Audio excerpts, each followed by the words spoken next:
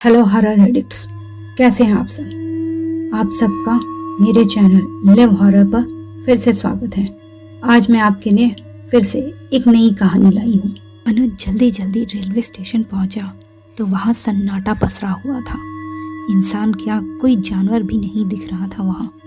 अनुज हड़बड़ाते हुए उस प्लेटफॉर्म की तरफ भागा जहाँ ट्रेन आने वाली थी। तभी उसे एक बेंच पर गार्ड सोता हुआ नजर आया। अपने प्लेटफॉर्म पर पहुंचकर उसने चैन की सांस ली। अगले दिन उसका बहुत इम्पोर्टेंट इंटरव्यू था जो वो मिस करना नहीं चाहता था। वहाँ प्लेटफॉर्म पर बस एक ही लाइट थी, वो भी टिमटिमाती हुई जल रही थी।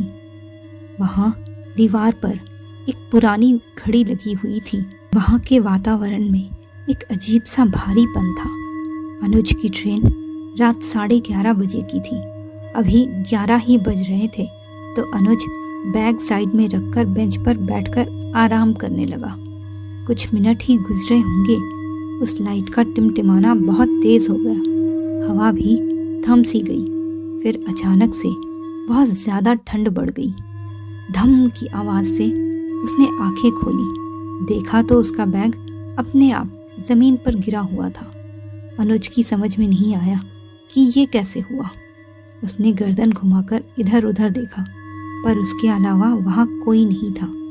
तभी कुछ देखकर उसकी आंखें रुक गई। वहाँ अंधेरे कोने में अंधेरे के अलावा भी कुछ था। अंधेरे में लिपटा एक साया। अनुज ने आंखें मलकर फिर से देखा तो वहाँ कुछ भी नहीं था। उसने फिर से घड़ी पर नजर डाली तो देखा अब भी उसमें 11 ही बज रहे थे। गौर से देखा तो उस पर लाल छींटें भी थी। किसी के कदमों की आहट ने अनुज को घड़ी पर से नज़र हटाने को मजबूर कर दिया। पलट कर देखा तो कोई नहीं था। अनुज ने टाइम देखने को फ़ोन निकाला। तभी उसे लगा कोई चीज़ उसकी गर्दन पर झुकी हुई है। अनुज ने घबराते हुए सब तरफ पलट कर देखा पर कोई नहीं दिखा। पर उसके गर्दन के पीछे के बाल तन गए थे। अनुज को लगा यहाँ कोई या कुछ तो है। उसने ध्यान बटाने के लिए फ़ोन स्क्रॉल करना स्टार्ट कर दिया। तभी अचानक उसकी जान उसकी हलक में आ गई। फ़ोन स्क्रीन पर उसे अपने पीछे एक भयानक औरत का साया दिखा जिसका चेहरा बुरी तरह से कुचला हुआ था और मांस के टुकड़े यहाँ वहाँ लटक रहे थे। अनुज सांस रोके बैठा हुआ था। उसकी समझ में नहीं आ रहा था कि करे तो क्या करे। तभी उसे अपने कंधे पर एक हड्डियों वाला हाथ महसूस हुआ। अनुज झट से उठकर खड़ा हो गया। उस भयानक औरत को सामने देखकर अनुज के घुटने कांपने लगे। ऐसा लग रहा था कि वो अभी गिर जाएगा कि तभी उस भयानक हड्डियों वाले हाथ ने अनुज का गला कसकर पकड़ लिया।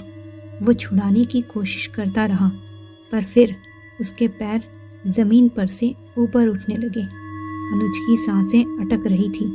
प्लेटफॉर्म की इकलौती लाइट ने भी तेजी से टिमटिमाते हुए दम तोड़ दिया था। इसके साथ ही अनुज की आंखों के आगे भी अंधेरा छा गया।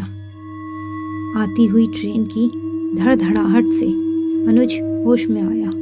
वह जमीन पर गिरा हुआ था। अभी तक वीरान पड़ा स्टेशन लोगों की चहल पहल से भरा हुआ था। जब उसे वो औरत याद आई तो उसने गले पर टटोल कर देखा। वहाँ बहुत जलन हो रही थी। अनुज में अब कहीं भी जाने की हिम्मत नहीं थी। वो वापस घर जाने की भी लायक नहीं था। उसने फ़ोन करके अपने दोस्त सुमन को बुलाया। सुमन उसका बेस्ट फ्रेंड था। वो तुरंत बाइक लेकर वहाँ पहुँच गया पर अनुज को देखते ही उसका मुंह आश्चर्य से खुल गया।